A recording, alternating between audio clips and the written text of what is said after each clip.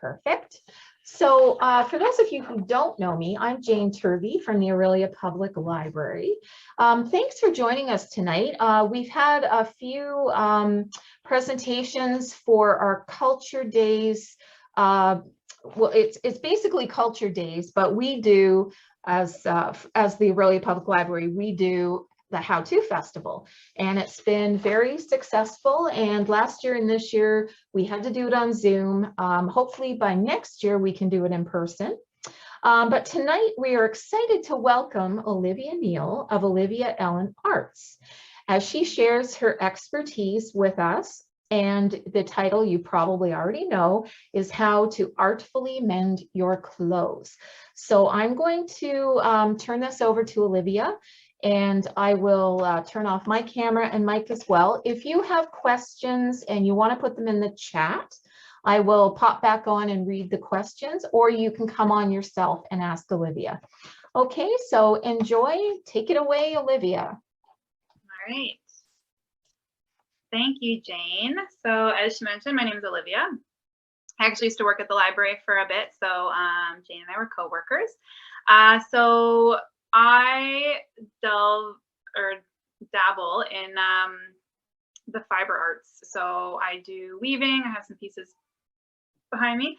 I do some needle felting, embroidery, and natural dyeing. So all of these actually come into play when mending clothes. So it kind of is just a natural fit. I'm also very eco-friendly, sustainable, tree hugger, whatever you want to call it. So I really like I thrift my clothes. I buy from sustainable small brands, and especially the ones from the latter category can get expensive when you're paying for things that are made in Canada at fair wages using sustainable materials that are ethically sourced. So you really want to get as much wear out of them as you can. But I also thrift or mend thrifted pieces, so that I bought for like a few dollars. And I've been, for the last good number of years, like haven't bought any fast fashion clothes, which feels really good. But I've used dyeing to fix things that are like a little bit lighter, that get some stains on them, or just kind of grow out of the color. I darned some things that kind of almost use like a weaving technique, which is a good one for knits, whether it's like sweaters or wool socks. And then anything from like tons of jeans, like the classic, like in the crotch rip, done lots of those for my partner. And then like just worn out, like gone threadbare for myself, like on butts of pants and whatnot, knees of jeans. So I was going to just start out by showing you a couple examples of some of the mends that I've done, and then go through the materials that I suggested you have on hand.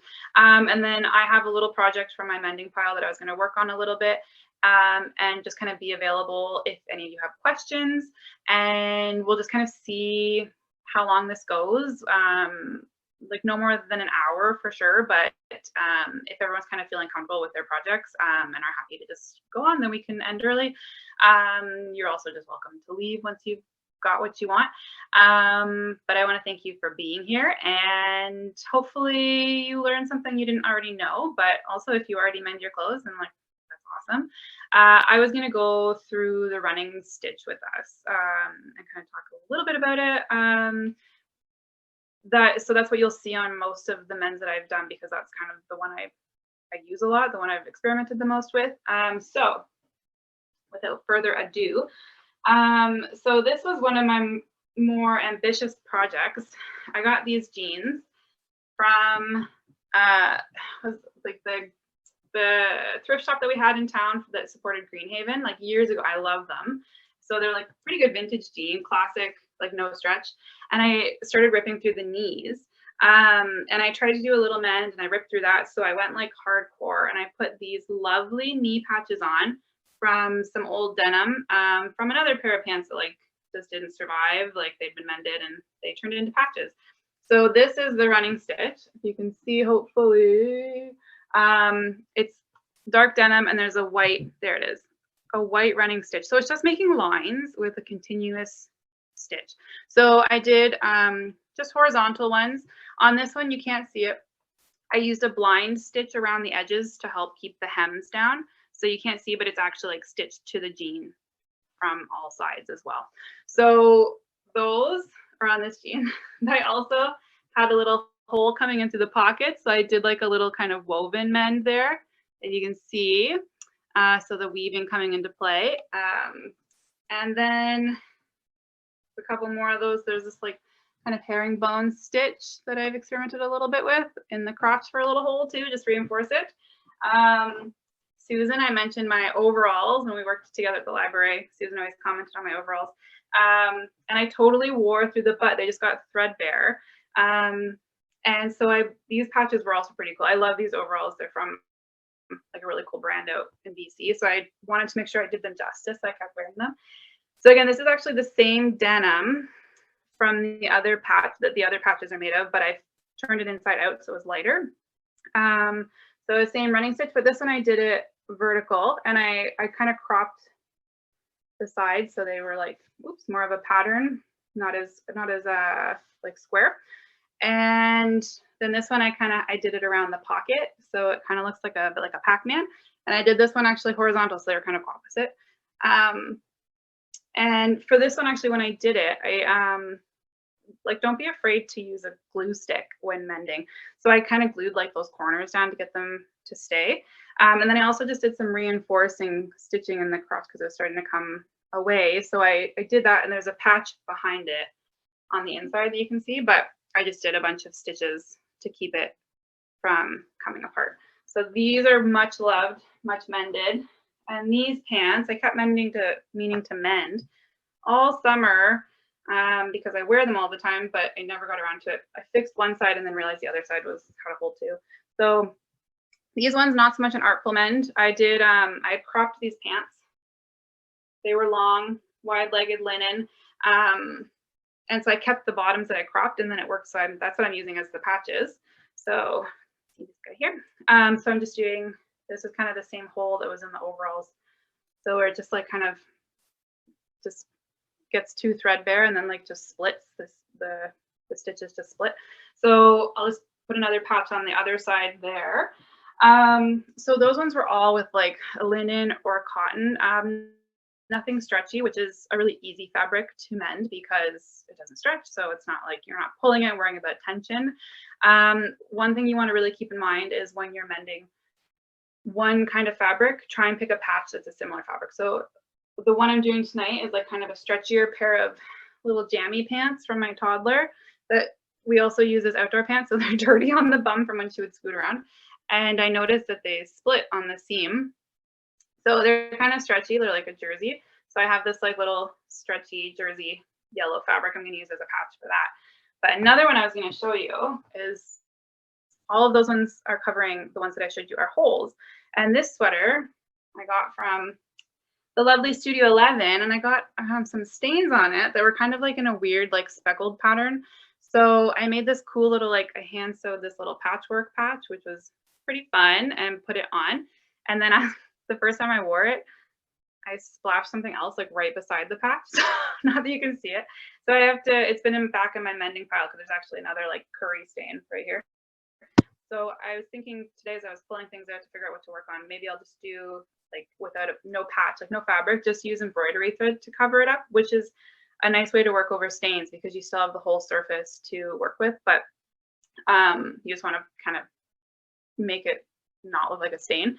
So I might just do some stitches there, some embroidery stitches of some sort kind of off the patch to cover that one up. So this one's like kind of a stretchier material. So the patch is like a little bit heavy. It's all like cottons and linen scraps that it's made of. So it's a little bit heavy for this material, but I thought it looked cool. So I went with it. So yeah, like match up your materials, but also don't if it doesn't work for you. The last one I did, those ones that I wanted to show, those ones are all like patches on top, except for the one reinforced on the overall crotch. Has it underneath. But another technique, as you're thinking about what you want to do this evening, based on what project you're working on, is this kind. So this is my partner's jeans that I mended ages ago. So this is an old stitch for sure. It's been worn in and everything, but classic like crotch rip. And rather than putting a patch on top, I put a patch underneath, so you can kind of see it's like an olive fabric. And then I did like a tonal stitching, so they're kind of like gray, black pants. So I did black stitches. So you can see, you can still see the rip, but you can see the fabric through the rip, and then like the stitching reinforces it and adds like an artful detail. So you can put the patch on top of your hole or underneath your hole, whatever kind of look you're going for, which is part of the whole fun of it. You can, as I did with like the navy pants, you could always do more of a hidden mend where you match up the colors, you try and make it look as if it hasn't ripped at all, or you embrace the fact that you wear your clothes and things happen to them, and you can now make them little pieces of art and have a little story to tell with it, conversation piece. So you might find that for your purposes, it makes more sense to do it underneath, and you like the idea of like the ripped fabric being on top and just kind of put in place with the stitches, or you might just want to cover it, especially if it's a stain, with like a piece of fabric. So that'll be up to you. So I'm gonna work on this guy and I'll kind of just get it going, and then if you have any questions with what you are working on specifically, I'm happy to help troubleshoot. So after I kind of explain, I'll just open up the floor and we'll talk a little bit, and then once everyone's feeling good to go, we'll see where we're at. So don't like feel like you're pressured to finish your patch in this one little session, because I don't even know how long we'll be here for. But my hope is that I'll get you at least started if this is completely unfamiliar, and comfortable enough that you can finish it on your own. You are also completely welcome to message me after this session. In the description was my Instagram handle and my website, I believe. But if you need it again, it's Olivia, spelled OLIVIALLEN.arts on Instagram, and then through there is the link to my website. You don't have to have Instagram to look me up. You can always just go to Instagram on your webpage and just in the search put in OliviaEllen.arts, and you'll be able to find me there, and then you can send me an email through my website. So if you have any questions after we sign off, whether you thought you were good and something came up, or you just didn't get as far as you hoped and weren't sure you needed a question answered. So please, I'm happy to talk mending. Or if you have future projects, then let me know if you need any suggestions. I'm not an expert. I'm just muddling through and using the skills I have from my other art practices, but it's pretty satisfying. And I do see that there's a chat here, Jane, so I can check that one. Yeah. So your mending is mostly by hand. Do you use a sewing machine using different stitches and patterns to do any mending as well? What about cutting out the rip, tear, or stain and putting a patch from bottom or underside? Yeah, so I do mostly by hand just because I like that. I do machine sew sometimes when I make some clothing, or something like I've made some clothes from patterns, or just from my own patterns. But for mending, I usually do it by hand. I think I'm a bit old-fashioned. I like to weave. I like to do like hand embroidery. So I like to go back to like the kind of roots of it all. I mean, you can definitely sew a patch on with a machine. You could just, like you said, you could cut out clean up the edges of your hole, or cut out a stain and then put a patch on top or underneath, and you could just do a quick like zip around the edges. That is not a problem. I love the look of something made with your hands. So I personally don't have much to impart in terms of mending with a machine, but it's obviously an option and follows generally the same guidelines. You could still do something like a running stitch if you just had a straight stitch, and you could even like loosen up or increase the length of it so that it covers more ground that way if you don't want it looking like quite as much like a machine line. But definitely, like as we said, as I said, some patches, like you can do it from underneath, like the ones on this jean where it shows through. So you can always cut it out and then sew around it, and you don't need to sew across it. But I do find that doing the running stitch across does help reinforce it. Yes, Linda, unmute yourself. Hello. So I am working on the neck of a t-shirt. Okay. And I'm just wondering if you have any advice. It's just, this t-shirt is just old and fraying right at the neck here. And I've got a few shirts like this. Okay. Yeah, that one's easy. So instead of a patch, you could probably just try and rehem it, like using like kind of a whip stitch. I did do, you might be wearing it. I always forget because I did this kind of like an invisible mend, but my partner had this hoodie that was kind of like a cotton jersey fabric that he wore all the time, in the sleeve. The one sleeve was just like, was really ratty, kind of falling off. And so it wasn't even like the cuff coming off of it. It was literally like worn down, like chunks missing out of it. Yeah, so I kind of one of those. Yeah, so I just got as close to fabric I had in my stash as possible, and almost did like a big bias tape around it, the cuff. So I like sewed the one end and then like folded it over and tried to leave a bit of excess so that this one sleeve wasn't super short compared to the other one. So you could always try that. That'd be a bit more involved on like a round neck, but for like something that, and sort of fold it over and so yeah, except for neckline. It won't be as stretchy unless I guess if I use stretchy fabric. Yeah, so if you have like another old t-shirt that is a similar weight to that one, then you could always cut that one up and use it and almost make, yeah, like a contrasting collar to sew on it. And then just sew it like a couple centimeters beyond where it's come up down so that you go down farther a little. Yeah, so that you aren't sewing it right along the holes. You can also just do, like, I've done it a lot on things, and I didn't even bring any down because I just have so many, where it's like, you know, like the armpit of a t-shirt gets a hole right along the seam, and I just grab like some embroidery thread and do like some whip stitches and just secure those two back together. So you could always do those too. If it lets go again, then maybe if you want to try something a bit more involved, to add a new collar around it. I'll try the whip stitch first, and then where we get from there. Yeah, you can always get more into it and try and cut out a whole new collar. I mean, you could also do, like, you don't have to do a whole new collar if it's mostly in one spot. You could just have like a little patch that kind of goes over it. So you'd have like one little couple inch length of it that kind of is a different color that just reinforces that one spot. So that could be funky too. But yeah, those ones, stuff like that where it just comes apart at the hem, I usually just, honestly, I'll notice it the day I want to wear it and say, oh shoot, so like run down and grab up a thread, and it's just like, it's pretty quick. It's like a couple minutes, and then just put it back together. Okay. Yeah. Great. So those you could try. That's the thing too with mending is like there's no one way to do it. There's no right way or wrong way. Just kind of whatever you're feeling.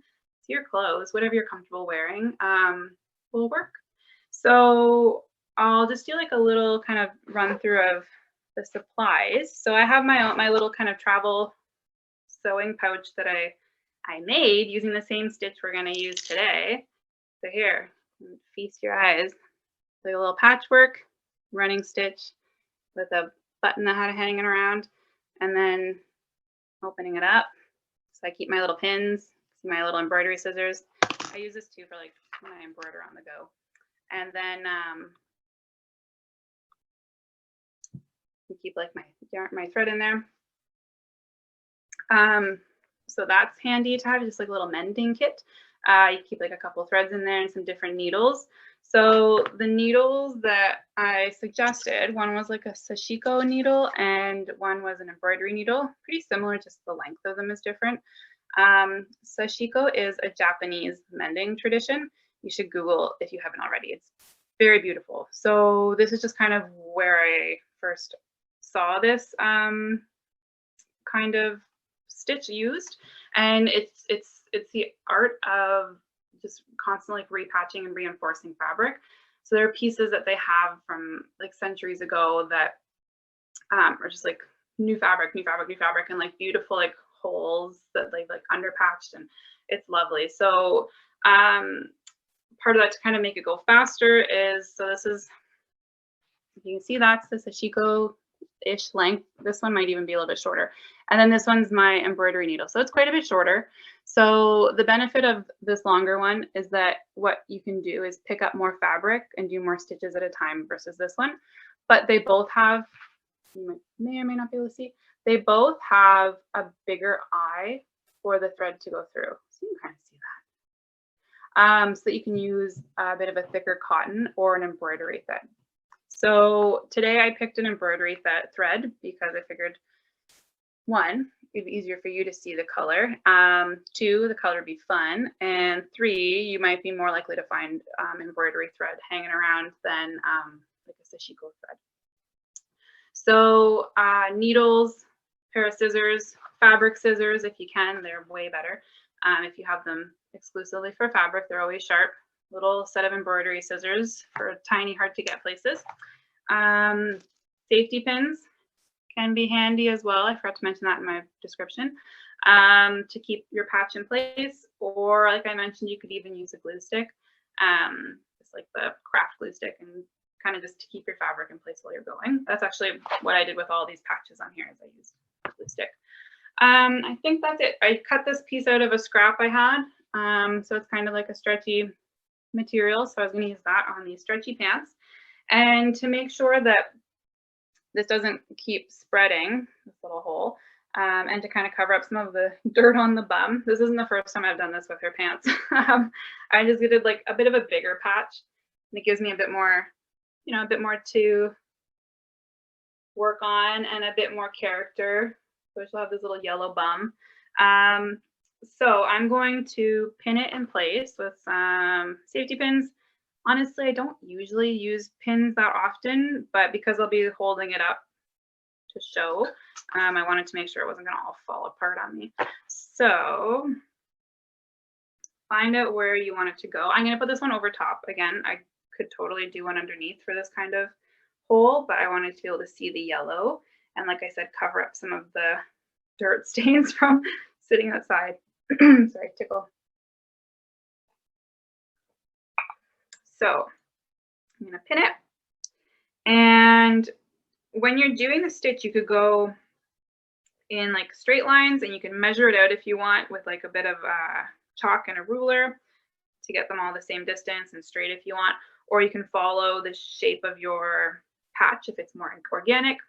So I've actually done another pair of pants of hers like this that I should have brought down. And I almost did like, I did the stitches, which is what I'm probably going to do with this one, kind of around the arc in like almost like a rainbow formation. So again, there's no right or wrong way, especially if you're doing the running stitch across your entire patch. The goal is just to reinforce. So even if your stitches are all over the place and wonky, which some of mine do, sometimes I measure them out. I measured them out for my knee patches on my favorite jeans, and on my bum patches for my overalls, because I really wanted them to do them justice, but most of the time I just wing it. So I'm going to put one more safety pin that I dropped on the floor over here on the top maybe. So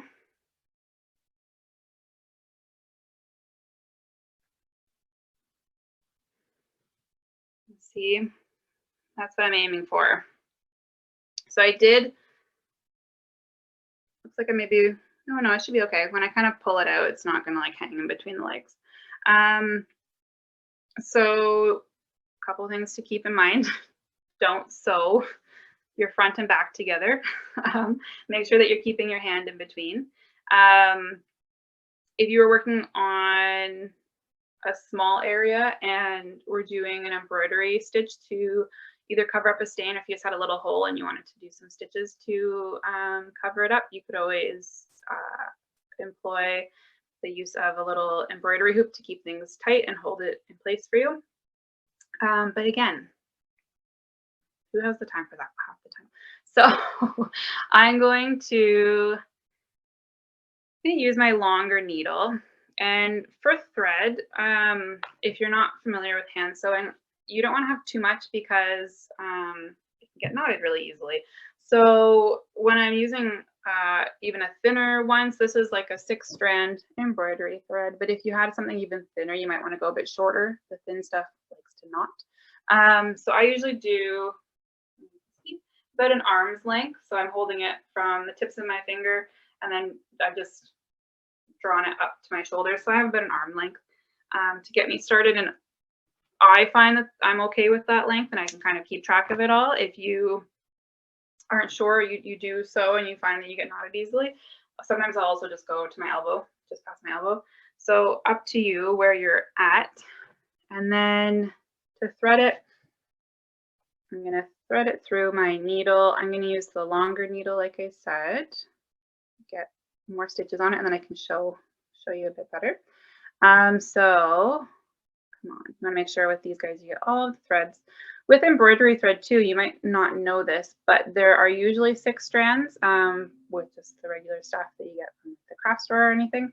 And you can always separate those. So if it's a little bit too thick for you, but you don't want to use just like a thin kind of like sewing thread, you can always separate out 2 or 3 strands, and it would be still a little bit thicker, but not as thick if you don't want it to be quite as thick as this guy. So what I tend to do is I thread it to my needle, and then I leave a couple inches of a tail. You can see that end. And then I have my length here. At the end of my length, I'm going to tie a knot. So I like, my preferred method is, if I can show this to you. So I like to hold on to the end, wrap it around, kind of cross it over a little bit, and then just roll it off my finger, grab it with between my middle finger and my thumb, and pull it into a knot. You may or may not be able to see it. There you go. Then, because I'm going to do an arch, I think what I'm going to do is, I think I'll do an arch. I'll go start from the back, start from the inside. And because of the fabric that I'm using isn't going to fray, and I also have the selvage edge along one side of my piece, I'm not worrying about hemming it in. If you needed to do that, if you had just like a cotton that you were worried about fraying, then you would want to just tuck the edges in about 1 millimeter, and just you can pin it ahead of time, or again you can kind of just like pin it as you go, and either incorporate those edges into your running stitch, or like I did with the patches on the knees, maybe do like a whip stitch around, or a blind stitch, which is just to catch those edges and keep them folded under. So pull all the way through, and then that's the best way to show you this way. So I'm going to go, I like to make them kind of bigger, one, because again, it's an artful mend and you want to be able to see it. And you're going to go kind of evenly spaced. And because I have my longer needle, I'm going to go about the same distance. And I'm going to go in and out, and in and out. And just get as kind of many, can you see that on there? Which direction? There. So you can see I kind of like gathered a couple stitches on my fabric. So I'll get a few more, show you kind of how many. So I'm just kind of working it through my clothespin, my safety pin. So there, see, now you can see I've added some more.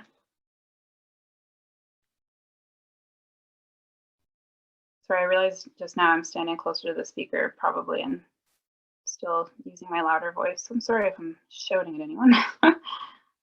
So there's a few more stitches. So see, I could probably even fit a few more on, but I'm going to pull this off for now. You'll see, so just gently tug. Sometimes you might have to hold the bottom stitch to really help it get through that first bit of the fabric. So here.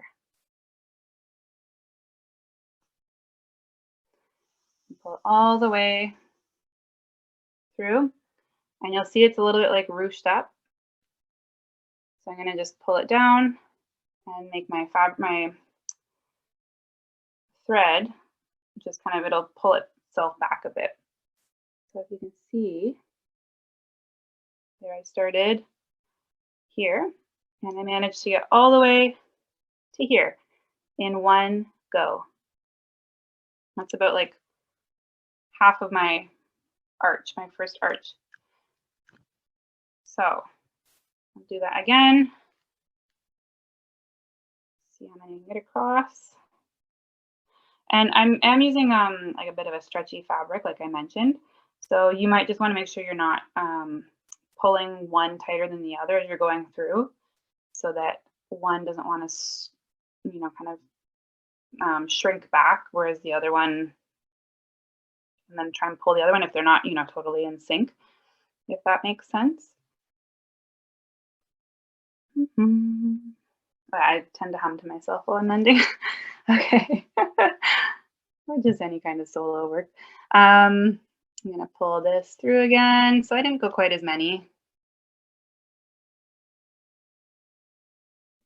Another kind of rule of thumb when you're sewing or embroidering, and I don't find it really comes into play here because I'm leaving big gaps, but if you're rounding a corner and it's a bit of a tight corner, smaller stitches will help you get around that bend. So you might want to shorten the stitch length a bit. So it's quite quick. That's another reason why I like to do kind of bigger stitches. So I'm going to go one more little stitch. I didn't quite get to the end here, but I'm going to make sure that I end my line inside my pants. So I'm just about to pull the needle through the back, and then I can just kind of hop over, I don't know, a few centimeters from the inside, so that when I start my next row, it's coming up from behind and I'm not crossing over in the front. The one thing to keep in mind that I've kind of thought of is that, for instance, for that note where you don't want to have it cross over in the front, is if you have, like, say if I had like a length of string maybe like that long on the front, it might catch easily on things. So you don't want to make your stitches too long that they'll catch easily and want to pull things out of sync and or tear.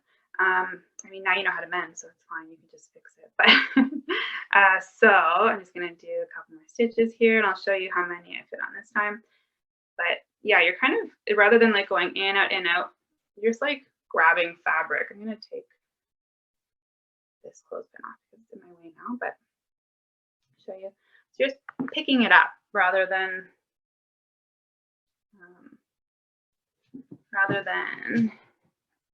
making a bunch of individual stitches. Forgetting which angle this is in here. So in this one, you can see got quite a bit of fabric on there. So this is my second line. I'm kind of wiggling it, maneuvering it. I just kind of I'm kind of pulling the fabric out so that the needle comes out. Make sure that when you pull it, I like to hold my needle like this. So once it comes out the other side, I put my middle finger on the end to hold the thread in place so that as I'm pulling, I don't pull my thread out of my needle and have to rethread it all the time. So just make sure that after you get those stitches off, that you kind of pull it into place, because the further you get along in your stitching, you won't be able to fix what happened kind of at the beginning. So you want to make sure that you're happy with it before you move along. So if you can see a couple lines I have, get this safety pin out of the way.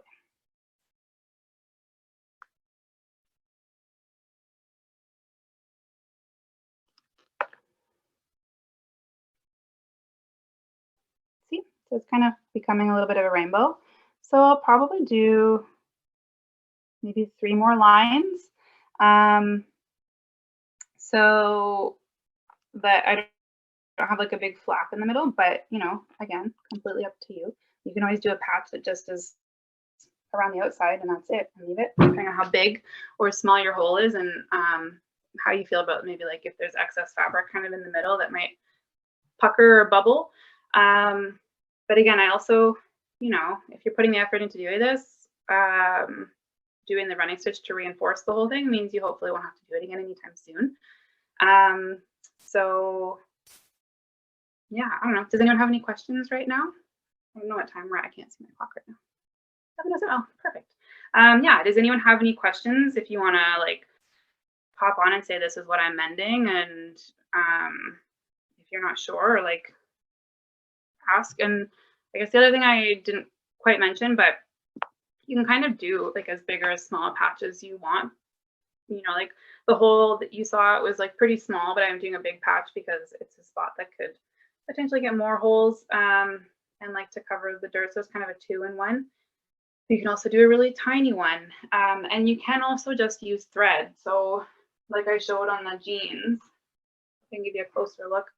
So I might do something like this on that stain that's on the sweater with the patchwork, where it's, I created like a little warp with my thread. If any of you are familiar with weaving, if not, you feel free to take one of my workshops and learn the basics, which you can then apply to sewing. But so I wanted to just create like, you create one direction by just creating like long stitches, and then you go back and forth and use anchor each side stitch. And so that's just thread, and you can just see that part on the one side. On the inside, you just see these outside stitches. So I'll show you the inside here. So this is like the little hole, and then there's just some longer stitches there that went across. So if you just have a small hole like that and you don't want to use fabric, you can also try some little stitches across. Using that stitch as opposed to just trying to stitch them together is if it's worn down and kind of worn away, instead of pulling the fabric, which is what would have happened here, it would have kind of pulled this and it would have wanted to rip again. I kind of almost like made fabric out of nothing by doing that little woven stitch. So Olivia, we have a question. How well do mended things launder? I would say good. So we wash our, like any of this stuff would be just in a cold load regular in the washing machine. We have an old school washing machine, so there's not a lot of options. It's one of the old top loaders. I think it's the same age as me. It came with our house. And these jeans have definitely been washed multiple times, and it doesn't even look like nothing's moved. My overalls have definitely been washed a few times. Nora's pants have been washed all the time, the ones that have been mended. So I did use on the one pair of pants I did for my toddler a thinner thread, just because, kind of just to try, you know, experimenting, seeing, because I usually use thicker ones. And part of me worried if it would snap, if the threads would snap. So I did like a similar stitching to this, but it was a lot thinner, more just like the kind of thread you would put in your sewing machine. And it hasn't snapped while she's been playing and sitting on her bum, and it hasn't gotten caught on anything in the washing machine and snapped either. So I've never had any trouble with it. If you're dyeing something that you've mended, or sorry, if you're dyeing something that you've stained and that's your mend, is to dye it, which is also under the mending category. Just be careful how you wash it afterwards. So I like to do like plant and vegetable dyes, and I've dyed shirts that I wear, and I just wash them in cold water, and like you could probably put them in the dryer, but most of the ones that I've done, I just hang to dry anyways. If it's something that's naturally dyed, and not necessarily what we're talking about today, but if you're going to try it, you don't always want to put it in direct sun to dry, especially after you first dyed it, because it can make the color fade. If you're doing more of a commercial dye, like a RIT dye, which I have tried before, you can get them at like LaHaye's and Michael's here in Orillia, in a powder form or in a liquid, and it has the different fabrics that it will take to on the package. There's a couple of different options, I think. I've also done that with success. Again, you just kind of want to be careful. My sister did it with me, and she accidentally washed a bunch of her darks, or just threw everything in, and she threw in something that we had dyed together, and it was like pink, and she put it on a warm load by accident, and then it turned anything else that was light colored in her laundry pink. So that's the only kind of mending that I think you kind of have to worry about, is dyeing. Just make sure that you wash things properly afterwards, so that you don't dye all of your things accidentally in the washing machine. But anything that I've stitched, whether it's with just like thread, like I showed on that one pair of pants, or with a patch, as long as you've kind of taken your time or used kind of quality-esque materials, like nothing that's really, really, you know, thin already, like a fabric that you're making a patch of, if it's already kind of threadbare, probably not the best idea. I've never had anything come apart or tear. When you want to knot it at the end of a project, I like to just tie it off to a stitch on the inside. So you kind of take your needle under the stitch, tie a knot around the stitch, do that like once or twice for a double knot. And I've never had any problems with those coming apart. I mean, I have had men's from years ago that, you know, just get worn and worn and washed, and eventually they fall apart because it's obviously a spot that gets a lot of wear and tear if it ripped once. So eventually you might have to remend it, but you shouldn't see something fall apart if you put it in the washing machine the first time after you've mended it. So yeah, don't feel like your work is gonna make something like a hand wash only piece, because I've never found that to be the case. Yeah, any other questions? Happy to answer.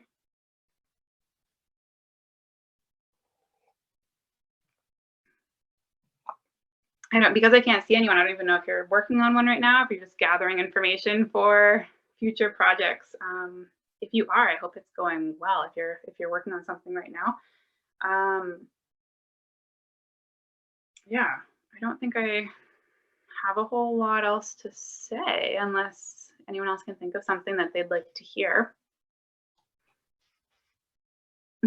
Oh, good. Yeah, so I think that's about it. Again, if you need anything, oh, yeah, there's something else. Question. Perfect. How do you know when to give up, when something is just plain past mending? That would be your opinion. Like I mentioned with the sashiko stitching, if you look online at some of those, like there's pieces from centuries ago, and you can see like you have a hole that's been patched, and you can see that's been patched, and then it gets patched again, and then again and again. So it really just depends on when you're ready to give it up. It's pretty neat how things can morph over time as they get more patches on them, and like it just kind of becomes a patchwork piece if you want it to be, or you know, if you're just not comfortable having that much mending, then that's up to you too. You can also blend styles, right? So you could dye something and patch it if it needs that. I mean, if it's completely threadbare, then I cut it up and throw it in our rag bin, and then it's a rag until it's no longer a rag. Then hopefully it's something that's cotton or linen and it can just go in the compost, or if it's something that's more synthetic, put it in the garbage, or a textile recycling program. But yeah, it's kind of up to you. And I have found things at, well, thrifting. Oh, I should have brought my one cardigan down.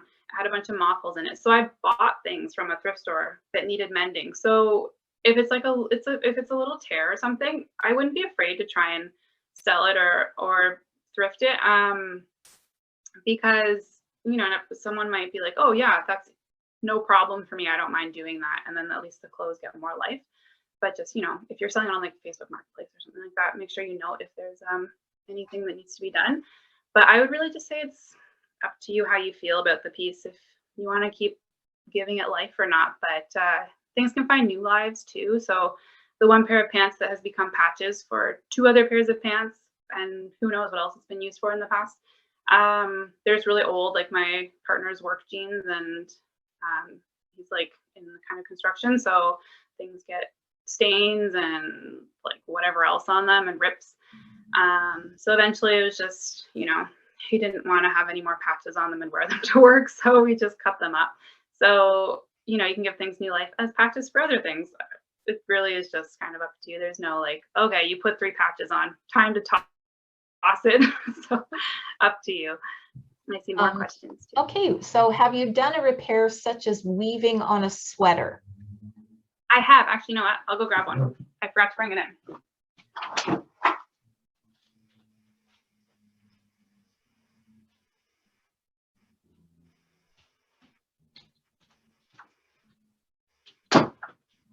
So I should have brought this one. It's a good one because I did a contrasting color. So this sweater I thrifted and I wore it forever, and then I noticed it seemed to have like a stain that only I could see in certain lights.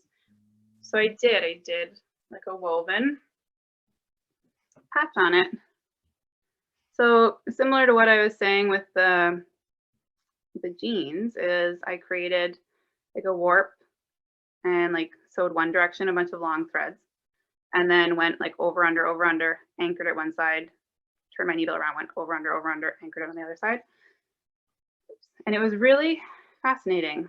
And for that one, kind of same as when you're sewing a patch, you want to try and pick a yarn that is a similar weight and fabric to your sweater. So this one, I didn't really follow that rule. I think I used a wool and this is a cotton sweater. You know, the thickness is the same. So,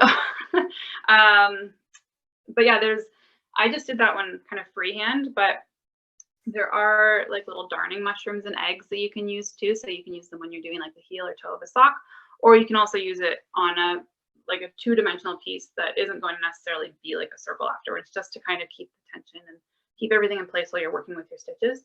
And you can even just use, like, you don't have to buy anything fancy. You could use a tennis ball, or like my kid has wooden shaky eggs, like wooden shakers. If I need one, that's what I'm going to use if I need a darning mushroom. So yeah, sweaters are really fun too. Okay. If you were using an old t-shirt to mend worn sleeve cuffs on a hoodie to keep it stretchy, is there like a bias direction to cut the patch diagonal, or does it matter? I mean, I'm sure it does matter, but I didn't pay attention to that when I did the cuff of mine. I think I probably hopefully made sure that the stretch was in the right direction that I wanted. Like, you know, if you're doing your cuff this way, maybe you want it to stretch out, not this way, or maybe you want it to stretch this way and not out. So you would maybe try and keep that into account. If you're being very particular, I found that mending is very forgiving, and you know, you kind of just learn as you go, right? Like, so say you try something and you didn't pay attention to it and that fabric just didn't really work for what you thought it was going to, then maybe figure out like the bias. There's some really great tutorials on YouTube about how to do that with your fabric, or try a different fabric for a similar project in the future. It's kind of what I've learned. It's a little bit pioneer-esque, right? You're just kind of making do with what you have, and if it doesn't work, you try something else. So for a sweater, would you use a fine wool? So for a sweater, I would try and use what the sweater is made out of. So like I said, I kind of should have paid more attention to that. Like cotton for cotton sweaters, wool for a wool sweater. It'll wash similarly, and it'll probably fall in a similar way. So you won't have like this kind of bunchy part that maybe if you did like too thick of a wool, or if you did too thin, then it might be a little bit too like light or thin, and like either, you know, where the rest of the sweater is opaque, you might be able to see through it a bit, or it might wear down faster if it's thinner than the rest of the sweater. If you're filling a hole, if you're just doing a stain, then you might choose to do something a little bit thinner so that it doesn't bulk up your piece. Does it have to be a fine wool? I don't know if you mean thickness or if you mean quality, but the thickness of it would kind of just depend on your sweater, and the quality would just be up to you. You could totally go and try and color match it and find something nice at your local wool store, yarn store. Or you can just kind of use what you have and make it an artful mend and like use a contrasting color, or like a multicolored yarn. Or there's some cool tutorials. I haven't tried any yet because I don't have many sweaters that need that kind of fixing. Where, as I said, so it's called the warp is like your long threads, and then it's called the weft is like your in between zigzagging threads. And you can always do your warp in like one color and then zigzag through your over under your stitches in a different color, or you can make, you know, different parts of your weft a different color. That's how you can make it your own piece. So hopefully that answered your question for that. Yeah. So I think that's it for questions. Yeah. Is that it for everybody's questions? Well, thank you so much, Olivia. I learned a lot. I'm going to go into my closet right now and see if there's anything I can mend. If not, I'll start cutting holes in things so I can play with this and practice. You've inspired me. So, so that's great. So thanks so much for joining us and sharing your expertise. Everybody's saying thank you. Lots of great ideas and inspiration. Thank you. I did put your contact info up, but if anybody wants to contact the library tomorrow, we can give you Olivia's contact info if you didn't get it in time. And I really appreciate you joining us, Olivia. Thank you so much. Just wanted everybody to know that we have one more how-to presentation, which is next Wednesday, and the topic is how to reduce stress with a pendulum. And you can register online through our website like you did for tonight's presentation. So once again, thanks, Olivia. Everybody take care, be safe, and thank you for joining us. Good night, everybody. Thank you. Have a great night. Just before you go, could you confirm again Olivia's contact information? Because I tried it and I couldn't get in. I just put, I just spelled it out in the chat there. So see if you can copy and paste that, and then you can go into Instagram. Here, Instagram. Okay, I was in Twitter, so no, wrong place. Thank you. For anyone who wants to grab it, there's the website before we sign out. I'll wait just a minute and make sure everybody gets it okay. Square. Okay, everybody good? Thank you. Okay, thanks so much. Good night, everybody.